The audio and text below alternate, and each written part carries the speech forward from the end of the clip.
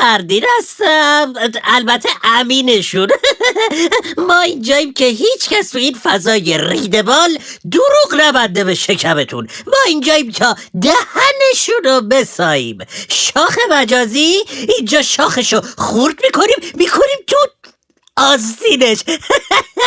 ما رو دنبال کنید، سابسکرایب کنید تا این بریز به پارشای مجازی رو از دست ندید. بریم که داشته باشیم. درود به مخاطبین از رسانه پشت پرده. سلام، بنده امین فردین. خوشحالم که به همراه تیمم بار دیگه با یک برنامه پشت پرده دیگه با شما هستیم. امیدوارم که هر کجای این کره خاکی که هستید حال دلتون خوب باشه. امروز قصد داریم که در برنامه پشت پرده های خانم بهاره رهنمایی که از این سلبریتی‌ها یا سلبریتی ها رو برای شما افشا بکنیم، چرا که ایشون چند وقت پیش یک اظهار نظری کردن پشمریزون و من واقعا نمیدونم بعضی وقتها یه سری از این سلبریتی ها گویا دلشون واسه فوش خوردن تنگ میشه و گویا بعضی وقتا از این اظهار نظرها میکنن که فوش بخورن که دیده بشن. خانم بهاره رهنما هم دست کمی از بقیه نداره، هر از چنگایی یه سری حرکات در میاره. یه بار اومد عربده کشید تو خیابون، یه بار اومد عروسیشو منتشر کرد، یه بار رفت رو منبر. حالا جلوتر راجع به پشت پرده ایشون صحبت میکنیم. حالا هم ایشون رفته ترکیه روی کشتی یه اظهار نظر کردن و گفته بودن که آره مردمی که 30 سال کار بکنن، ملت ایرانی که 30 سال کار بکنن و هیچ چیزی به دست نیارن، پول به دست نیارن و موفق نشن، دست و پا چلفتی‌ان.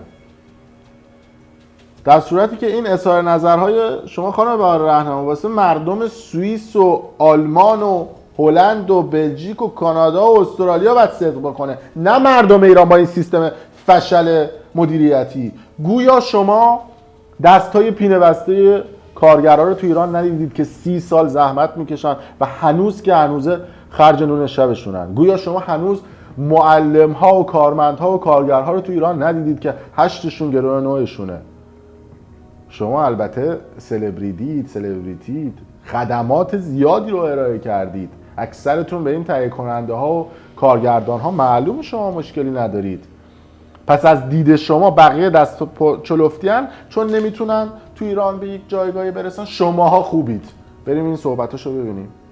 طبیعتا وقتی که من این همه سال کار کردم خیلی عادیه که بتونم در این سن یه آسایش خاطر مالی داشته باشم و در واقع زندگیمو راحت بگردونم. هر آدمی که بعد از 30 سال کار کردن نتونه زندگی خوب داشته باشه، نتونه در واقع یه آسایش و آرامش رو برای خودش و اطرافیانش و خانواده‌اش فراهم کنه، به نظر من آدم بی دست و پایه. من سالها زحمت کشیدم، کار کردم و طبیعتا الان هم نتیجه‌ای که دارین می‌بینین نتیجه زحماتم. بله، طبق این صحبت‌های خانم بهاره رهنما نتیجه این میشه که شما شوهر پولدار بکن، هر چی دوست داشتی از دهنت در اومد بگو.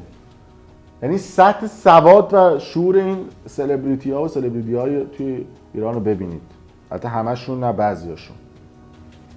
این یه نمونهش بود که اینجوری صحبت میکنه. البته من این نکته هم بگم از دید من اینا بازیگر، هنرمند و سلبریتی نیستن.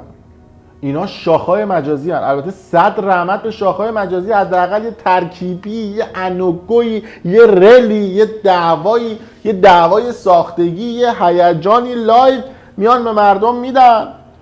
اینا که دیگه همون استعدادم ندارن، یه فیلمنامه میذارن جلوشون میگن حالا اینا بگو. خواهشاً آقا شما مردمی که دارید این ویدیو رو میبینید 3 تا از ویژگی‌های این سلبریتی‌های این مدلی رو بگید که متمایزشون بکنه از شاخه‌های مجازی. 3 تا بگید. من نمیدونم، من حقیقت سوادم نمیکشه. وقتی این نوع صحبت‌های این سلبریتی‌ها رو میشنویم، من بعضی وقتا میگم خدایا اینا یعنی خانواده ندارن، پدر و مادر ندارن، بهشون گوشزد نمی‌کنن که این چرت و پرتا چیه دارید میگید، چه توهینی دارید به مردم میکنید. بعد رفتم نگاه کردم دیدم به به رفتن یه مصاحبه با پدر و مادر بهاره رهنما گرفتن. یعنی من بعد دنبال ساقیه کل فک و فامیل خانواده های خانم بهاره رهنما و پدر و مادرش بگردم. بابای مصاحبه کرده گفته که آره بهاره که به دنیا اومد شبیه بچه آدم بود، انگار بقیه که به دنیا میان شبیه شترن، بچه ایشون فقط شبیه بچه آدم بوده. ببینید اول ویدیو رو ببینید بعد نظرمو میگم. من تو حیوانات مثلا آهو بره، بچه آهو مثلا خیلی قشنگه، مثلا بچه کبوتر قشنگ نیست، بچه خیلی چیز قشنگ نیست، ولی بعضی حیوانات بچه‌هاشون خیلی قشنگه. بچه‌های آدمیزادم قشنگ نیست، یعنی فرم آدم ندارن. بهاره زیبایی بود که فرم آدم داشت، خیلی جالبه. یه بچه 6 ماه دقیقاً فرم آدم داشت، تمام اعضای. بله میگم باید برگردی به خانواده یه شخص که ببینی تو چه خانواده بزرگ شده. بهاره رهنما تو همچین خانواده بزرگ شده. بابا ببینید چی داره میگه، یعنی پشمای چرت و پرت گویی جلوی این صحبتای بابای بهاره رهنما ریخت یه جا. بعد خوبه چند وقت پیش این خانم بهاره رهنما بهتون گفتم دیگه، هر از چنگا یه وحشیگری یه حرکتی میزنه تو فضای مجازی. یه بار عربده کشیده بود، یه بار یه کار دیگه کرده بود، رفت رو منبر، یعنی شده بود خانم جلسه‌ای. ببینید زینب نمونه کامل فرق تبار هاست و تو مولایم توقع نداشته باش. صبر زینب را بر من، ما هر دو زنیم اما من کجا و زینب کجا. روزی به که خواستگاریم آمدی، روزی که به خواستگاریم آمدی گفتم مولایم حکایت من و شما حکایت قطره ای آب است و اقیانوسی از مهر. بله این حرکت خانم بهاره رهنما حسابی سر و صدا کرد در فضای مجازی و گویا ایشون هر از چنگایی دوست داره دیده بشه، بعضی وقتا فوش بخوره، بعضی وقتا مورد توجه قرار بگیره. اگه یادتونم باشه چند سال پیش هم اومد مراسم ازدواج دومش رو هم فیلمش رو منتشر کرد، عکساش رو منتشر کرد و اومد مصاحبه کرد، گفتش که بله من حقیقت میخواستم فرهنگ ازدواج دوم رو جا بندازم و این زنهایی که مطلقه هستن رو بهشون بگم که اشکالی نداره که شما با وجود بچه بتونید ازدواج کنید. ببینید آدم چقدر فرصت طلب. ایشون میخواسته تو چش شوهر اول و خانواده شوهر اولش بکنه ازدواج دومش رو و برای اونها چوسی و چوس کلاس بیاد. اومده بود این حرفه رو زده بود که اون کاور بشه، که برای این اظهار نظرش بعد اون شیشکی معروفه رو بکشم که میگفتم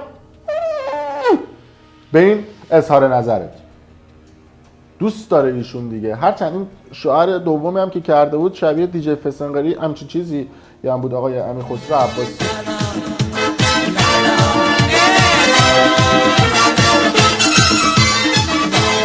و جا داره اینجا به خانم بهاره رهنمایی که مردم ایران رو مسخره میکنه و میگه کسی که 30 سال تو ایران کار بکنه به جای نرسه دست و پا چلفتیه، شما برو به این شوهرت بگو که خیلی تو این سالا تلاش کرده، اون پولی که از زن اولش گرفته بوده و اون بدهی که به زن اولش داره بره بهش پس بده. سال 87 21 میلیون گرفته، بگو بره اونو پس بده کم بیاد، اینقدر ادای آدمای پولدار در بیاره. بریم صحبتای زن اوله، شوهر اول تو، شوهر دوم تو دیگه بشنویم، بیایم ببینیم چی گفت.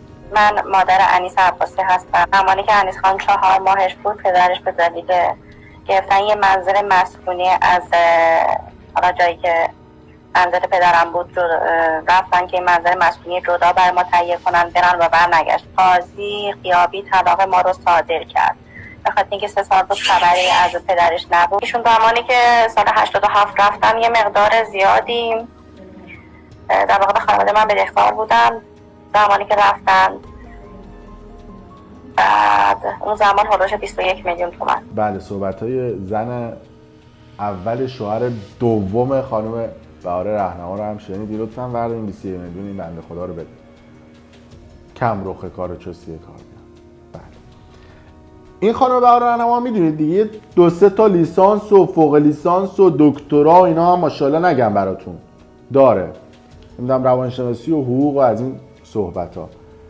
چند وقت پیش اومده بود انگلیسی صحبت کرده بود و زبان انگلیسیشو به رخ حریفان کشیده بود. ببینید. شاید روی بعضی از غذاها 1-2 تا پیس روغن زیتون فقط زده میشه. No روغن anyway. ببخشید یه بار دیگه ممکنه بگین؟ No روغن anyway. گوزو نو روغن anyway. روغن یعنی ریدی جفا به زبان و ادبیات انگلیسی. البته چند وقت بعدش ایشون اومد گفت نه من حقیقت دارم تمرین میکنم زبان انگلیسیم رو خوب بکنم. من موندم شما چجور مدرک گرفتی تو ایران؟ تو ایران وقتی سیستم شیلنگ و تخته‌ای توی آموزش باشه و کیلویی مدرک بدن نتیجهش میشه این. بریم یه تیکه دیگه از صحبتاشو به زبان شیرین انگلیسی بشنویم. You asked me about my childhood. I'm the twice a girl in a family. I have a brother and sister. There are twins, 10 years older than me. After 10 years, I come back to I born. And my father Israeli was waiting about another daughter because he believed he have to be father for 2 daughters. به این انگلیسی صحبت کردن وقتی مسئولین بالا رتبه ایران وزیر مملکت بیاد تا پایین بلد نیستن انگلیسی صحبت بکنن دیگه چه انتظاری هست از شما؟ این همه تو مدارس به ما انگلیسی عربی این همه عربی ما یاد دادن. شما همین الان دوستانی که تو ایران خبرنگارید میکروفون وردارید برید تو خیابون تو ایران رندوم دست رو هر کی دوست داشتید بذارید بهشون بگید که یه 2 خط برای ما عربی صحبت کنید میتونه. این هم تو مدارس عربی آموزش دادید. عرض میکردم خدمتتون بحث غافل نشیم. به حال خانم بهار راهنما میاد میگه که خب زبان مادری من فارسی هستش و طبیعتا من نمیتونم انگلیسی صحبت بکنم. چند وقت پیش اومده بود استوری گذاشته بود عکس خانم فائزه هاشمی رو گذاشته بود بعد پایینش توی اون متنی که روی عکس تو استوری گذاشته بود فائزه هاشمی رو با ذات با ز صابونی چیچی نوشته بود که بعد دوستان من گفتن که خانم بهار راهنمای بی سواد 3-4 تا لیسانس دار خانم فائزه هاشمی با ز رئیه نه اون ز ذاتی.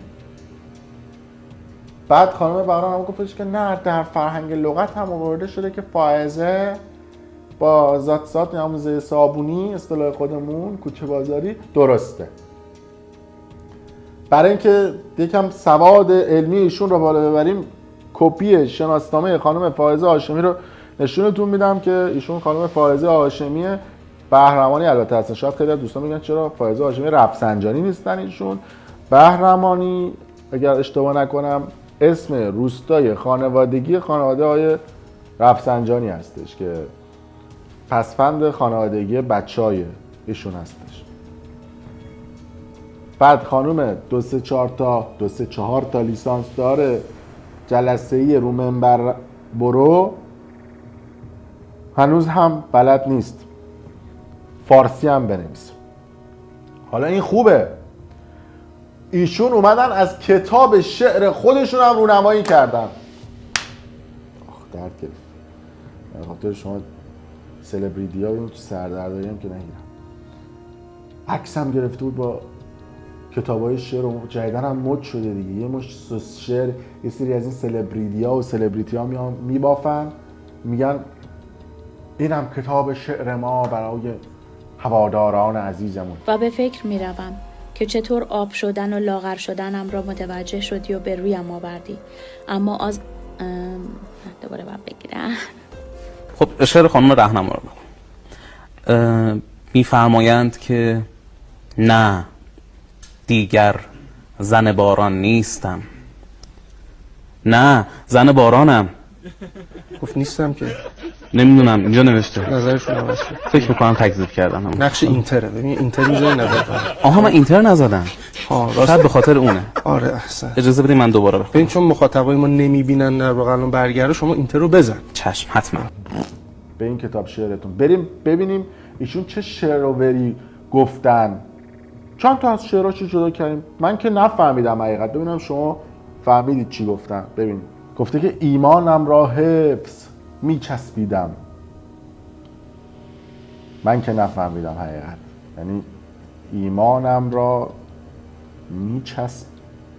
میچسبون با ایمان ایمان با من حفظ بود.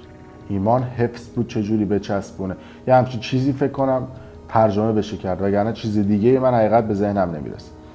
در خط بعدی فرمودن که روزم را با صبح آغاز کنم. انگار تمام ملت دنیا روزشون رو از لنگ ظهر و نصف شب شروع میکنن، خانم بهار رهنما روزش رو با صبح آغاز میکنه. بله. بالاترش اومده گفته که ایمانی نبود و به پیامبری چنین شاعری هم. به این شعرت، یعنی من دیگه نمیتونم بهتر از این بگم. حالا شاید بگیم اینجا به حال موتوریه جنس خوب نداده بوده ایشون شعر رو بنویسه. بریم ببینیم شعر بعدی رو چی نوشته. و من عاشق غافلگیریم، من خر، من بله دیگه بنده خدا خود شاعر داره میگه من خر، من احمق، یادش خوش، خر احمق بی‌نظیر شهر قصه که روزگاری عاشقش بودم، روزگاری که این روزها سخت دور می نماید، سخت سخت سخت و سخت. یعنی شعری فاخر از خواجه نصیرالدین بهارة الرهنما. من موندم اینا چجور مجوز گرفته تو ایران. ولی بریم شعر بعدی. همه کارخانه های داروسازی را خلع سلاح کردند، دیازپام، اکسازپام، لوراسپام، کلاناسپام یا همچین چیزی، همه در مقابل یک شب به خیر تو هیچند. بعد در جواب این شعر خانم بهار رهنما بگم که همه سس شعرها، همه اراجیف ها، همه چرت و پرت ها، همه منیوچ ها و انوچک ها در مقابل این حجم از سس شعر گفتن های شما هیچ است. بله. یعنی بعد این خوبه، چند وقت پیش مصاحبه کرده بود گفته بود که من شعر سفارشی قبول نمی کنم. گوزو آخه این شعری که تو داری میگی بعد کسی میاد به تو شعر سفارش بده، یعنی واقعا با خودت چی فکر کردی؟ بله دیگه، وقتی که اینا میرن توی 4 تا مراسم مختلف براشون بادیگارد میذارن، به جان خودم یک کسی اصلا نگاه چپ به اینا نمیکنه. وقتی بادیگارد برای اینا میذارن، چراغ گردون و فرش قرمز براشون میذارن، اینا فکر میکنن چه انچوچکایی هستن. میاد میگه شعر سفارشی قبول نمیکنم. این شده یه تیکه از پشت پرده های خانم بهار رهنما که بعد میگن که هر کسی که 30 سال تلاش نکنه. شما خودت چه هنری داشتی؟ بگو دیگه چه هنری داشتی؟ صنعت سینما ایران و تلویزیون ایران هم که تکلیفش مشخص، همه میدونن که داخلش چی هست. یعنی اون پیمان قاسم خانی که شانسی آورد تو رو طلاق داد. حتی نمیدونم چه ویژگی داشتی که گرفته بودت، ولی خب حالا باباش هم دیگه خانواده‌اش هم چجوری اظهار نظر میکردن دیگه، مکتب خانواده. یه تیکه فیلم دیگه ببینیم بعد دیگه تمامش کنیم ویدیو رو. کنار شوهرش توی قایق بود، من تو کشتی بود، داشت لایو میگیره، بعد میگه که به شوهر میگه برو اونور من یه تیکه صحبت بکنم با هوادارم. شوهرش رو میندازه تو آب، چیکار میکنه که با هوادارانش صحبت بکنه. این سطح شعور این آدمو ببینید چیه. ببینید این فیلمو. میشه روال زندگی من بوده، ولی من از امیر خسرو هم خیلی یاد گرفتم. لطف داری شما، گذشت و مهربونی و محبت داری. شما خودتون آدم خوشقلب، مهربون، درسته عجولی ولی خیلی خوب و مهربون هستی. از من عجولتره، الکی میگه. بریم که اولین دعوای 1400 وایرال کنیم. باشید انشالله. خیلی خوشحال شدیم. خیلی خوشحال شدیم. من یه چند کلمه با فالوورام صحبت کنم، یه ذره بریم اونورتر، من میتونم دریارم داشته باشم. خب عزیزای دلم، من خواستم بهتون بگم که بله اینم رفتار خانم ادعا. چی بگم؟ در صورت مرسی که تا این لحظه ما بودید و این ویدیو رو دیدید. اگر دوست داشتید واسمون کامنت بذارید، ویدیو رو لایک کنید، کانال پشت پرده رو سابسکرایب کنید، ویدیو رو برای دوستان خودتون به اشتراک بذارید. اگه خوشتون هم نیومد ویدیو رو دیسلایک بکنید، فوش خار مادر بدید، هیچ کاری هم نکنید، به اشتراک هم نذارید. مرسی که تا این لحظه با ما همراه